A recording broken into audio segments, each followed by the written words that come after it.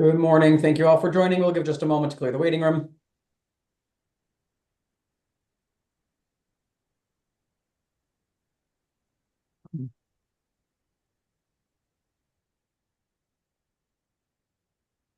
Good morning. This is the voting hearing of the licensing board for the city of Boston. Today is Thursday, November 20th, 2025. Today's hearing is being recorded and will be posted to the City of Boston's website. While the public is encouraged to attend, there will be no additional testimony accepted this morning. We'll begin with the licensed premise inspection hearing, which occurred on Tuesday, November 18th, 2025. Item number one, K&G Entertainment LLC, doing business as Sidebar, located at 14 to 16 Bromfield Street. Date of the incident, August 17th, 2025. Assault and battery, staff versus patron, in violation of Mass General Laws, Chapter 138, Section 64, Chapter 265, Section 13A. I don't see a violation here. I agree. I agree. Item number two, Facility Concession Services LLC, doing business as Spectrum, located at 89 Guest Street in Brighton. Date of the incident, August 24th, 2025. Large crowd, street concert on and abutting location, in violation of Mass General Laws, Chapter 138, Section 64. Based upon the testimony, I do see a violation here. We did hear from the attorney for the licensee immediately after the hearing, stating she would get us that dispersal plan right away. My vote here would be for a warning. I agree. I agree. Violation with a warning. Is there a date you would like the dispersal plan submitted by, or are we just requesting it officially on the record? Yeah, we'll request it. I think we'll be getting it pretty soon. Item number three, Guzman LLC, doing business as Medallo, located at 411 Chelsea Street in East Boston. Date of the incident, August 15th, 2025. Assault and battery with a dangerous weapon, patron on patron, in violation of Mass General Laws, Chapter 138, Section 64, and Chapter 265, Section 15A. I see no violation here. I agree. I agree. Violation. Item four, K&K Restaurant Group, Inc., doing business as Estella, located at 49 Temple Place. Date of the incident, August 26th, 2025. Operation after posted hours, in violation of Mass General Laws, Chapter 138, Section 64. I see a violation. I agree. The licensee has been very apologetic and has taken ownership of the facts and has sent us written correspondence stating he's committed to not letting this happen again. I will take him for his word, and I vote for a warning. I agree. I agree. I do appreciate the candor. Violation with a warning.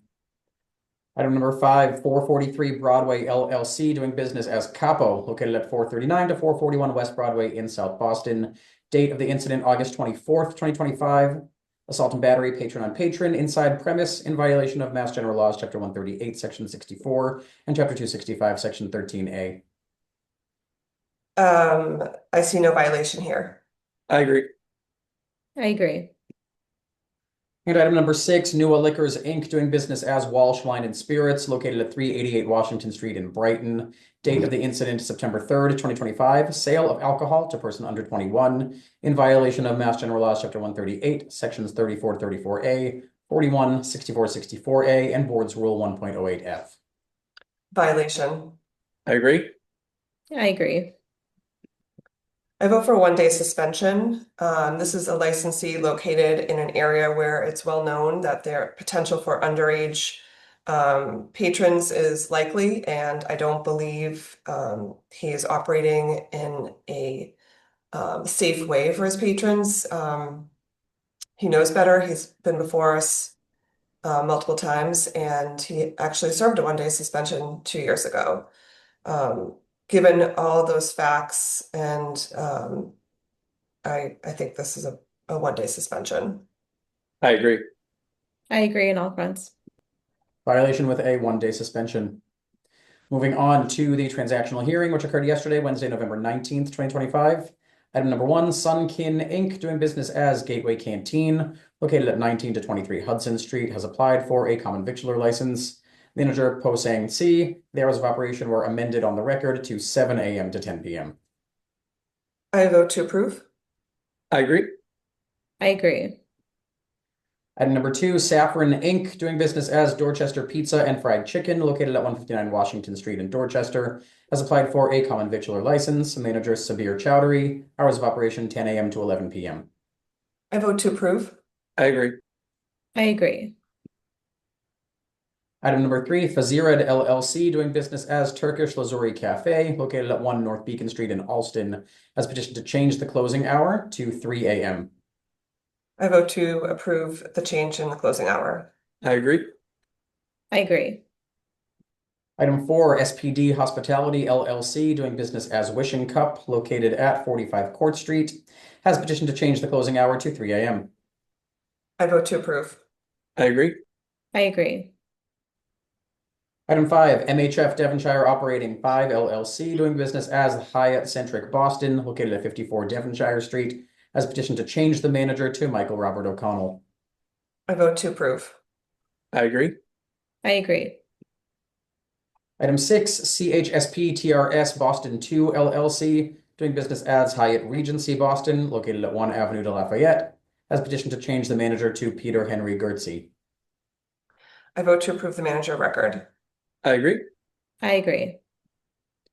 Item 7, Metropolitan Liquor Associates Inc., doing business as Top Liquors, located at 435 to 439 Hyde Park Ave in Roslindale, has petitioned for a change of officers directors and a change of stock interest. I vote to approve the changes requested. I agree. I agree. Item 8, Sobo Wine Inc., doing business as Sobo Wine and Spirits, located at 259 Dorchester Street in South Boston, has petitioned for a change of stock interest and to change the DBA to City Liquor and Smoke Shop. I vote to approve the requested changes. I agree. I agree. Item 9, related transaction, Marlboro Liquor Market Inc., doing business as Marlboro Market, located at 45 Massachusetts Ave, has petitioned for a change of stock interest and also to change the DBA to City Liquor and Smoke Shop. Thanks, Danny. I want to get out on the record. It was explained yesterday, but this application is part of a larger deal that involves 4 locations that all need bank financing. That being said, it wasn't clear until we spoke to the attorney that the applicant has actually already agreed with NAB to not sell kegs, to not sell singles, to improve lighting, and to do trash monitoring, which I think are great quality of life improvements for this location.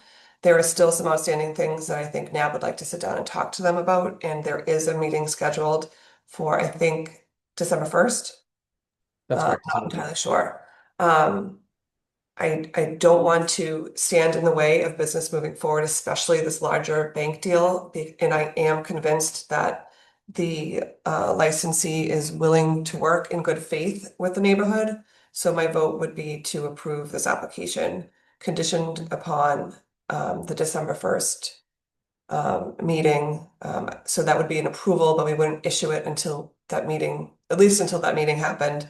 And we would include those 4 things I mentioned earlier as conditions on the license. I vote to approve as well. I agree. So the vote is to grant the application, no license to be issued until after they meet with NAB, which is happening December 1st, and the 4 conditions you mentioned: no singles, no kegs, licensee commits to improved lighting and trash monitoring. Yes. Item number 10, Prenzini Inc., doing business as Piatini, located at 226 Newbury Street, has petitioned to amend the description of the licensed premise to in 3 rooms, kitchen and storage in basement, consisting of 2,605 square feet, 2 annual outdoor patios on private property, consisting of 300 total square feet for 24 guests, with a 10 p.m. closing hour. Capacity breakdown: 226 Newbury Street, 21 persons inside, 12 outside; 228 Newbury Street, 75 persons inside, 12 outside, for a total square footage of 2,905, with 2 front entrances and 2 rear exits. I vote to approve the requested changes. I agree. I agree. Item 11, 111 LLC, doing business as Brownstone, located at 111 Dartmouth Street, has petitioned to transfer the license and the location to Mother's East Tavern LLC, doing business as Mother's East Tavern, located at 289 Dorchester Street in South Boston. Alec Barbara Grassi, manager, 1 a.m. closing hour. I vote to approve the transfer and to approve the manager of record. I agree. I agree. Item 12, Rockwood Music Hall Boston LLC, doing business as Rockwood Music Hall, located at 88 Van Ness Street, has petitioned to transfer the license and the location to GW Eatery LLC, doing business as Tradesman, located at 176 Federal Street. Ramsey's Riviere manager. Just finding the closing hour is 2 a.m. interior closing hour, and an 11 p.m. exterior closing hour on the patios. Has also petitioned to change the license type to a restaurant and to pledge the license to Fox Rock 176 Federal Realty LLC. I vote to approve. I agree. I agree. Item number 13, Olives Inc., doing business as Figs, located at 67 Main Street in Charlestown, has petitioned to transfer the license and the location to Safar Coiffures Inc., doing business as Safar Salon Boston, located at 235 Newbury Street. Serge Safar, manager, 11 p.m. closing hour, and has also petitioned to change the license type to a general on-premise. I vote to approve the transfer and the requested changes. I agree. I agree. Item 14, Big Night Venues Boston 5 LLC, located at 186 Tremont Street, has petitioned to transfer the license and the location to Alston Phase A Hotel TRS Inc., doing business as Atlas Hotel, located at 30 to 40 Western Ave. Mohammed Hashesh, manager, 2 a.m. closing hour, has petitioned to change the license type to a hotel, and has petitioned for the approval of a management agreement between Alston Phase A Hotel TRS Inc. and Highgate Hotels LP. I vote to approve. I agree. I agree. Item number 15, Lord Hobo Dry Dock LLC, doing business as Lord Hobo, located at 2 Dry Dock Ave, has applied for a Section 19C Farmer Brewery pouring license. Closing hour, 1 a.m. interior, 12 a.m. on the patio. Manager Taylor Lawler. I vote to approve. I agree. I agree. Moving on to non-hearing transactions, the following are applying for a new common victular license at a previously licensed location. Item 1, BNY Foods Inc., doing business as Deli of Course, located at 215 Essex Street. Manager Brian Schweitzer, hours of operation 6 a.m. to 2 p.m. I vote to approve. I agree. I agree. Item 2, DeBow Boston LLC, doing business as Growl Growl Hot Pot, located at 48 Winter Street. Manager Juan Lee, hours of operation 11 a.m. to midnight. I vote to approve. I agree. I agree. Item 3, Gangnam Spice LLC, doing business as Gangnam Spice, located at 225 Center Street in Jamaica Plain. Manager Richard Kim, hours of operation 11 a.m. to 11 p.m. I vote to approve. I agree. I agree. Item 4, HSS LLC, doing business as Fresh Monkey, located at 106 Cambridge Street. Manager Hara Chowdhury, hours of operation Monday to Friday 7 a.m. to 9 p.m., Saturday and Sunday 8 a.m. to 7 p.m. I vote to approve. I agree. I agree. Item 5, Mediterranean Meze LLC. They've actually submitted a new DBA since this was printed. The new DBA is Noon Mediterranean, located at 168 Cambridge Street. Manager Mark Rivera, hours of operation 11 a.m. to 11 p.m. I vote to approve. I agree. I agree. Following have applied to make changes to their existing common victular licenses. Items 1 through 5 all represent the same corporate change. These are Star Markets and One Shaw's Supermarket Inc. At 5 various locations at 1065 Commonwealth Ave in Alston, 33 Kilmarnock Street, 53 Huntington Ave, 45 William T. Morrissey Boulevard in Dorchester, and at 90 Causeway Street. At all 5 locations, they have petitioned to change the corporate name to Star Markets Company Inc., to change one officer from Bradley Beckstrom to Robert Larson, to change their DBAs for just in line with a new numbering system, to change the manager of all 5 licenses to Johanna Chacon, and to change the operating hours of all 5, the closing hour to 11 p.m. I vote to approve. I agree. I agree.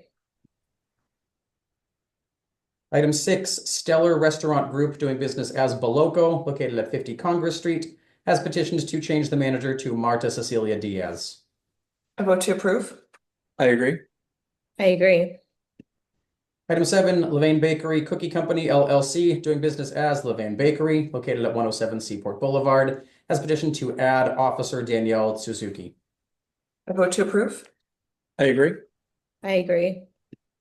Items 8 and 9, CVT Vegetarian Gourmet Inc., doing business as Ban Mi Huang Kuei at 696 Washington Street and as Pin Ming Bubble Tea at 5 Beach Street, has petitioned to change the manager of both to John Bowie. I vote to approve. I agree. I agree. Item 10, Soup Shack Inc., doing business as Asian Noodle Soup, located at 779 Center Street in Jamaica Plain, has petitioned to change the manager to Chanarest Chun Chaise. I vote to approve. I agree. I agree. And items 11, 12, and 13, Cafe Nero Americas Inc., doing business as Cafe Nero at 114 New Edgerly Road, 55 Northern Ave, and 103 Newbury Street.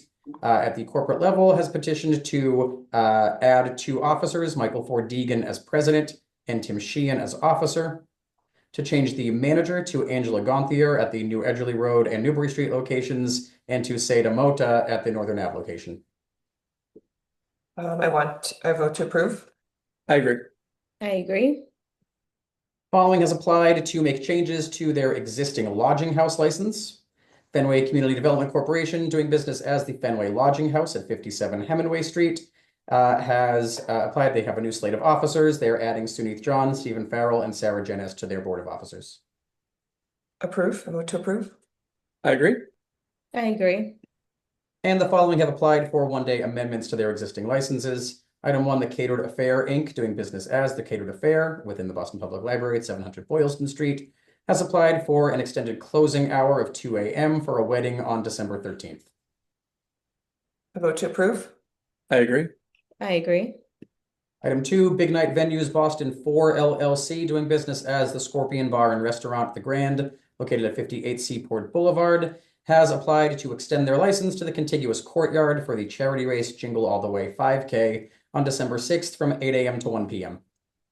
I vote to approve. I agree. I agree. The board has before them a list of applications for special one-day alcoholic beverage licenses, which have been administratively reviewed by staff for approval by the board. And on old and new business, one item for a vote that was just left off of the most recent voting agenda. This was an application the board heard on November 5th. Mark Hero Marketplace Inc., doing business as Lambert's Marketplace, located at 10 Temple Place, had applied to change their DBA to Epic Marketplace. Okay. You approve the change of DBA? Oh, sorry, approve. Yeah. Great. I agree. I agree. Thank you. And finally, item number 2 for a discussion from the board. The board had held an informational hearing on October 21st, 2025 to receive public feedback from licensees regarding the newly passed Mass General Laws, Chapter 138, Section 12D, permitting the board to allow licensees permitted to sell only wines and malt beverage licenses pursuant to Section 12 to trade in their license and be issued a non-transferable all alcoholic beverages license. The formal comment period was set to expire this morning. So if the board has any comments on anything received or would like to put on the record. Thanks. First, I want to say thank you to Danny and the small business team who have gone above and beyond with outreach and education, in-person, office hours, email communications to make sure everyone that holds a license or that would want to hold a license knows about this opportunity. So Danny, thank you for going above and beyond. We have received some comments about the upgrade process, which have also led to additional questions. And I think today I would like to extend the comment period officially for another 2 weeks with the intent of wrapping this up by December and middle of December. And the reason is I think some of these comments are things that we do need to talk about on the record. There's pros and cons, always being mindful of what the legislature's intent was in crafting this upgrade opportunity, and keeping in mind our goals in strengthening neighborhoods and trying to promote equity and expand opportunities to small businesses. And I want to make sure that we don't put something in place that puts small businesses in a place that disenfranchises them as a business. That being said, I'm just going to jump in with the three big categories of comments we've had, and I'd love to hear from the other commissioners about some of their thoughts too. The first one, big general category about comments and feedback we have would fall into whether or not we're going to have some sort of a required minimum operating period, whether it be 6 months or a year for beer and wine operator to hold a license before they apply for an all alcohol license. And I can see I can see where these comments are coming from. Those that hold all alcohol licenses don't want to see the market get flooded with people buying up beer and wine licenses to then turn around and automatically upgrade to an all alcohol license. But those that have been waiting a long time to get into the market, some of them are small business operators that we've seen at our office hours that have come to us in person, who have called us and emailed us that have basically said, I'll do anything to get an all alcohol license. Will you sell me your beer and wine license? We've had someone say that to us on an office hour. So thinking about what kind of guardrails we can put into place for these first time operators so that they get an opportunity, but it isn't exploited by those that will come in and buy up these beer and wine licenses. And then we don't want long waiting periods that cause more problems for small operators, but we don't want to make it so easy that these big operators can come in who have money and then just buy all of these up. So those are my concerns, trying to balance those two interests and figure out, how much discretion we want to maintain as we roll this out. So I'm concerned about that. I don't know if you guys have any comments about that. I'm sorry, I really don't have a comment about that. I think that, for a while we've been telling operators that, like, the signal has been that we want to be more liberal with these licenses. Mhm. So if people who have, like, say, for example, recently bought an all alc are worried about the value of that, I mean, that's kind of a business decision they've already made or may make in the future. And I don't see a big problem with having some sort of restriction on it, but I'm not generally in favor of anything that's, kind of maybe like a trial period. If there's a reason that an operator is like, the question about their ability to operate responsibly, A, or B, that they're somehow gaming the system, I don't want to see that, I guess, but I also am wary of trying to put the thumb on this private market that we haven't established, we don't control. All we can do is kind of, warn parties out in the market that, things are not, they're fluid, they're not set in stone. So that's how I feel about complaints that people who already hold licenses will somehow be devalued. It's not like this has come out of nowhere. This has been years in multiple administrations pushing for more licenses and liberalization of the licenses. So it's not like it's snuck up on anybody. So that's how I feel about it. Thank you. Yeah, I would agree with that. I think that Boston should be known for having more licenses and more opportunities for economic development than not. And so, if there's any kind of rockiness or transition periods where it's a little bit painful, I think that's kind of par for the course. You know, if we get more comments in that vein, maybe there's an opportunity to have a priority for businesses that have been in the business more.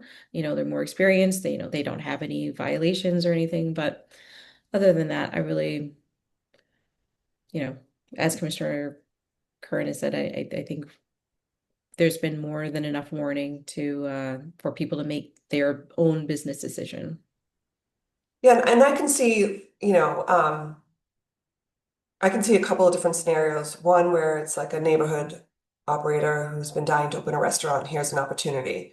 He goes and he has his public his community meeting run by ONS, and he's forthright, and he says to the neighborhood, the only way I can get going is if I get this beer and wine license, and yes, I intend to upgrade it. I think that is a great opportunity for someone. We've heard from those people who are like, I'll just let me get into the market.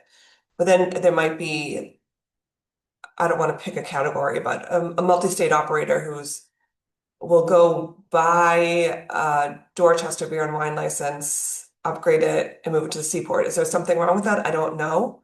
I just want to make sure we have the flexibility as a board to determine whether or not there are some, I don't know whether it's, we always have flexibility. We always have discretion to find public need. So I think we could always find an argument for public need in a particular place, or we could probably find an argument that there isn't public need for a Dorchester beer and wine license to now be in downtown. Who knows? But those are the things. Well, I'm afraid of becoming too restrictive in our regulations that we don't have that flexibility we've been used to for so long. Because there's always going to be a scenario where like we didn't think about that.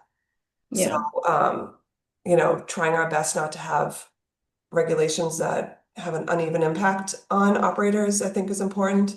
But again, I think we do approve these transfers, we do approve these, upgrades. So those are conversations we're going to really have to dig into when we see these applications come in.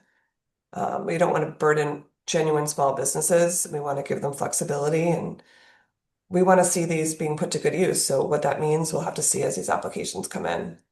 I mean, I think, transfer applications, we look at wholly and we look at all of the factors. Yep, So I don't think that we should restrict on the front end just because there might be transfer applications on the back yeah, end.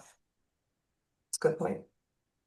Yeah, if interested parties have a regulation for us to review during this comment period that we could consider, I'd be, we're all open to that, I'm sure. But I think we're all wary of, like the chair said, of something that might end up being too restrictive Yeah, when we're trying to be flexible. So, I think we're going to have to just scrutinize any kind of suggested regulation that may be overarching and scrutinize that very closely and try to figure out what the potential loopholes, pitfalls of that might be.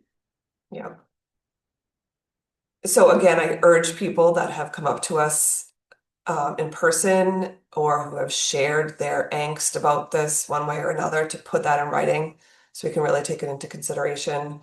I know there was a lot of discussion about this on Monday when Danny ran his, I don't know what you called it, meeting. And Info session. yeah, info session. So I think it would be great to have those conversations put into writing.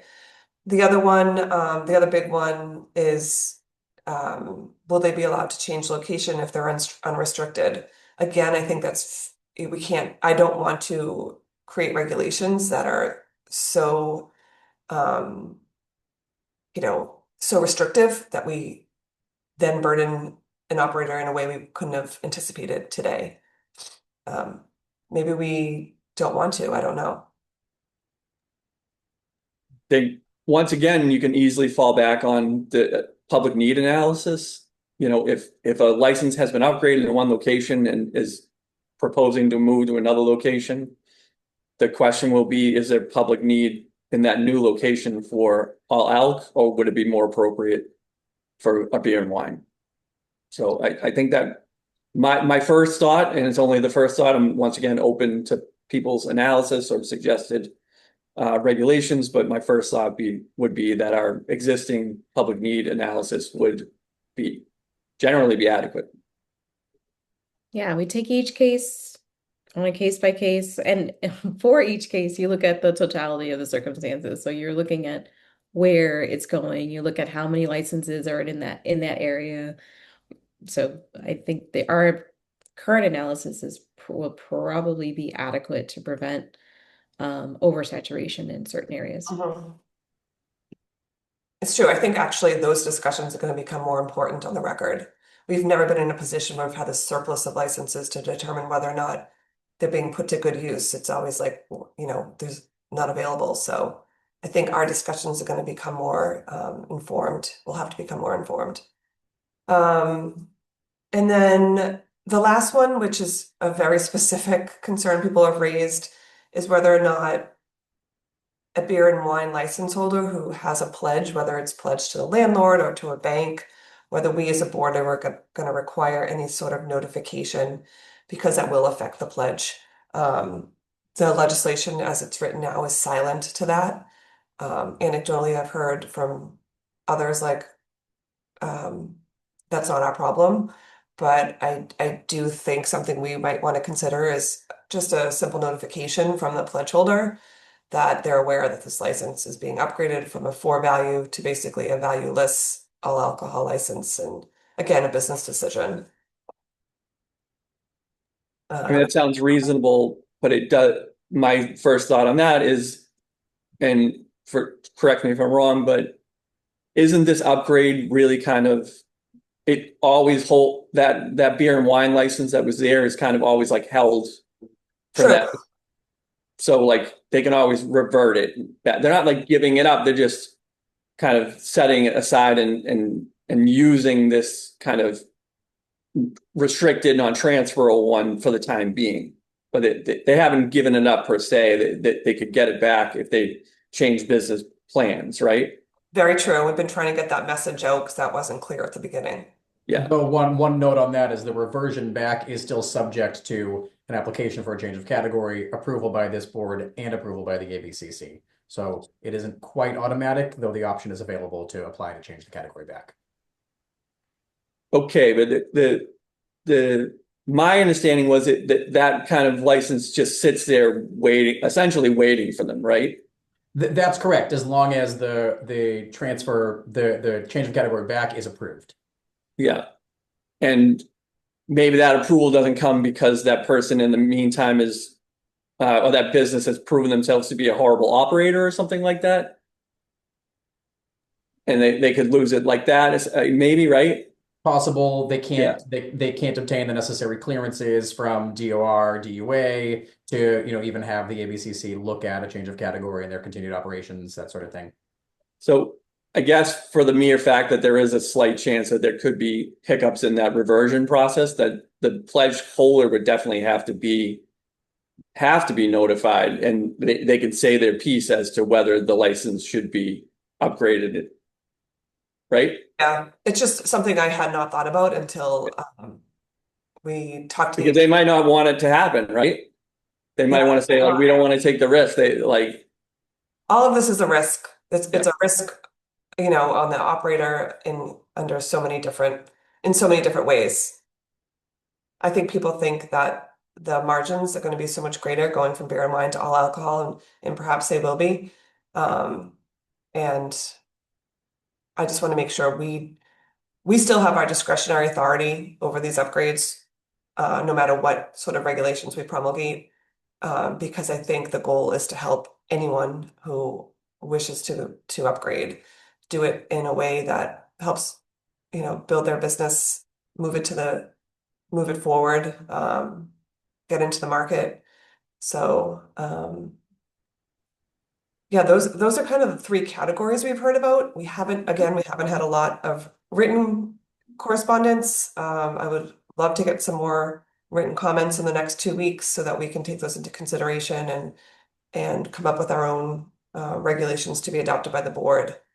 I would like to possibly hear from some of the banks too, like if during this comment period, just to have them to weigh in on the pledge process, if they would anticipate any issues. I don't, but I'm not a banker. I wouldn't feel like that there would be any problems, but I guess I would be interested in hearing from them. Me too, yeah. It sounds like we are in favor of extending the comment period another 2 weeks to December 4th. Chairman Joyce, you've outlined 3 kind of categories of specific questions you would like to hear, receive comment on. Is there anything additional the board would like to receive a specific comment on? There might be things we have not thought about and we haven't anticipated yet, so would love to see all the comments, but specifically those Great. that plan to upgrade or that are not in favor of the upgrades would like to see those comments in writing.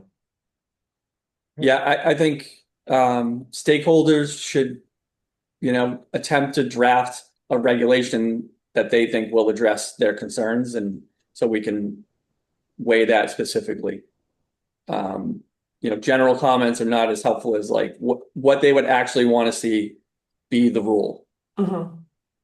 Great, then we will make sure that the minutes reflect that we are seeking comment as well as specific draft regulation language that any interested stakeholder might propose to the board.